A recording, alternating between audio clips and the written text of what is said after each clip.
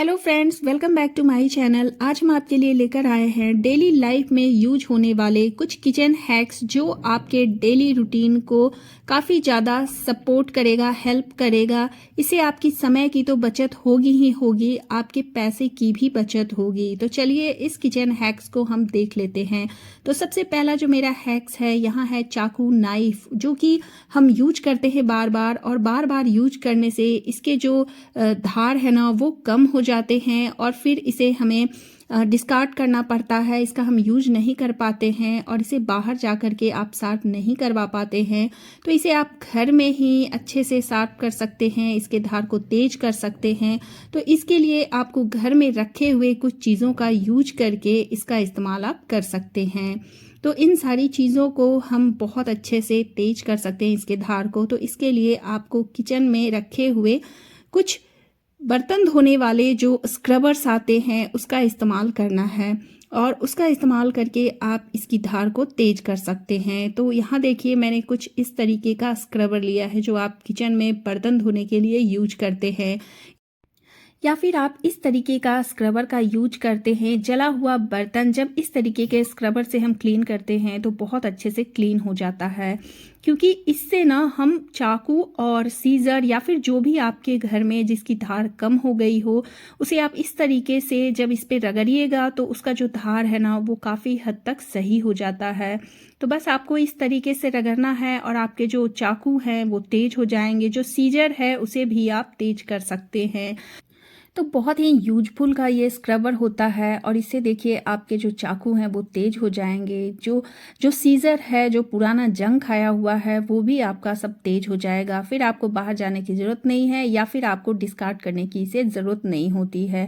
तो ये काफ़ी अच्छा किचन हैक्स है, इसे आप यूज ज़रूर कीजिएगा। और देख सकते हैं कि ये जो सीज़र का यहाँ आपको दिख रहा होगा शार्प एकदम अच्छे से हो चुका है। तो इसी तरीके से आप बाकी भी घर में रखे हुए पुराने जंग खाए हुए सीज़र को या फिर आप चाकू को तेज कर सकते हैं, या फिर जो इस तरीके का छिलने वाला होता है ना उसे भी आप तेज कर सकते हैं। तो हमारा अब अगला और दूसरा जो हैक है ये है गैस की भी बचत करता है और काफ़ी यूजफुल भी है। तो जब आप तवा पर रोटी बनाते हैं और फिर रोटी बनाने के बाद गैस ऑफ कर देते हैं, उसके बाद भी आपका तवा काफ़ी देर तक गर्म रहता है। तो इस गर्म तवा का आप यूज करके अपने समय और फिर अपने गैस की भी बचत कर सकते हैं।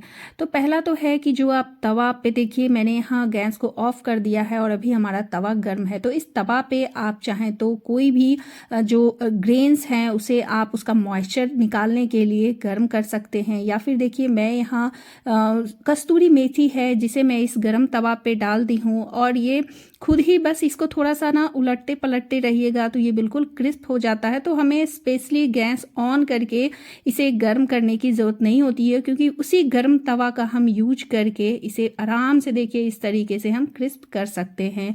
या फिर आप इस गर्म तवा पे चाहें तो पानी गर्म कर सकते हैं। मतलब जब तक हमारा तवा गर्म है हम भरपूर इसका यूज कर सकते हैं और गैस की बचत कर सकते हैं।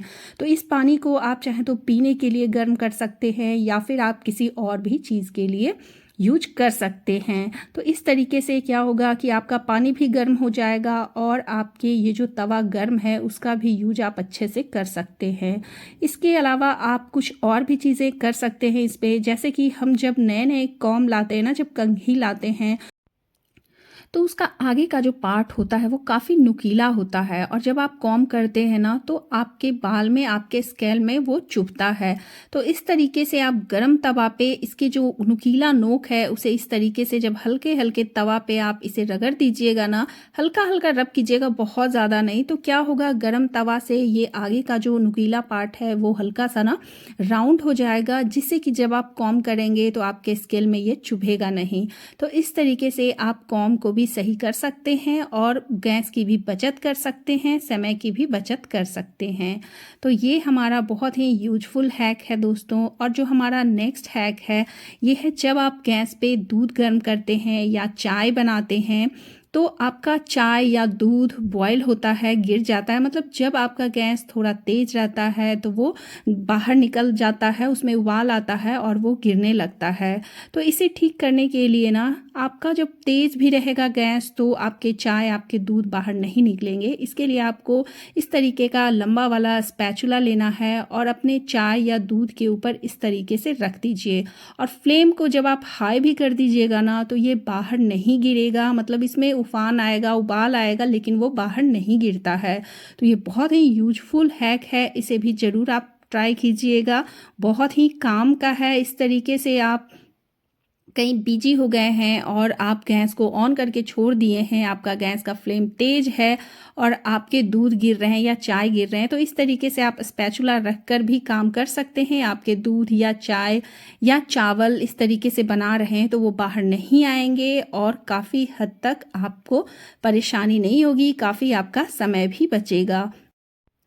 अब हमारा नेक्स्ट किचन हैक है, जब आप आटा लगाते हैं और रोटी बनाने की बारी आती है तो काफ़ी लोग जो बिगनर्स हैं या फिर जो बैचलर हैं उन्हें रोटी बनाने में परेशानी होती है और काफ़ी ज़्यादा रोटी बनाने में समय भी लगता है। जो एक्सपर्ट हैं वो तो फटाफट बना लेते हैं, लेकिन जिन्हें अभी बिगनर हैं या फिर जो बैचलर हैं उन्हें बहुत ज़्यादा परेशानी होती है।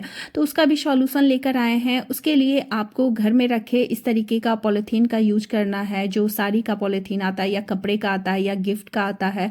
तो इस तरीके से आपको पॉलीथीन लेना है, उससे 4 भाग में आपको कट कर लेना है। उसके बाद इस पॉलीथीन को आप पानी से अच्छे से धोकर सुखा लीजिए और इसे हम यूज करेंगे रोटी बनाने में। एक पॉलीथीन से आप ढेर सारा रोटी बनाकर रेडी कर सकते हैं। तो यहाँ देखिए मैंने इस तरीके से 4 भाग में इस पॉलीथीन को कट कर लिया है और ये जो पॉलीथीन है हमने अच्छे से धोकर इसे ड्राई कर लिया है। अब हम रोटी बनाएंगे। रोटी बनाने के लिए इस पॉलीथीन को आपको तेल से हल्का सा ग्रीस कर लेना है। तेल या घी से आप ग्रीस कर लीजिए। इससे क्या होगा कि जब आप रोटी इसमें बनाएंगे तो आपकी रोटी इस पॉलीथीन में चिपकेंगे नहीं। उसके बाद एक लोई आपको एक पॉलीथीन पे रखना है, उसके ऊपर फिर से दूसरा लोई रखना है, फिर से पॉलीथीन रखना है, मतलब कि जितना लोई रखिएगा उसके ऊपर आपको एक पॉलीथीन रखते जाना है। और इसे हमें एक प्लेट चाहिए होगा या फिर थाली चाहिए होगा ताकि रोटी का शेप हम गोल दे सके। तो इस तरीके से आपको जितने भी लोई मतलब कि बनाना है रोटी उसका, इस तरीके से आप एक प्लेट रखिएगा और उसे धीरे धीरे घुमाते जाइएगा। तो यहाँ देखिए इस तरीके से हम हल्के हाथों से प्रेशर डालते हुए इसे हम घुमाते जाएंगे और हमारा जो है रोटी बहुत ही बढ़िया बनकर रेडी हो जाएगा। तो हमें बेलने की, चकले की यूज करने की भी जरूरत नहीं है और जो बिगनर्स हैं वो भी आराम से बना सकते हैं। तो यहाँ देखिए हमने इस तरीके से रोटी को बना लिया है। बस आपको ध्यान रखना है कि जो पॉलीथीन का यूज कर रहे हैं उसमें आपको तेल या घी ग्रीस कर लेना है, जिससे कि आपके पॉलीथीन पे ये जो रोटी है वो चिपकेगा नहीं और बहुत ही बढ़िया रोटी बनकर आपका रेडी हो जाएगा।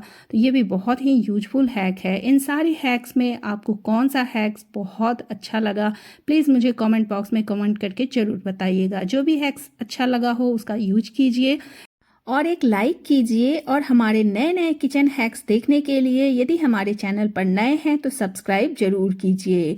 तो इसी तरीके से नए नए किचन हैक्स हम आपके लिए लाते रहेंगे। फिर मिलेंगे। Take care. Bye bye.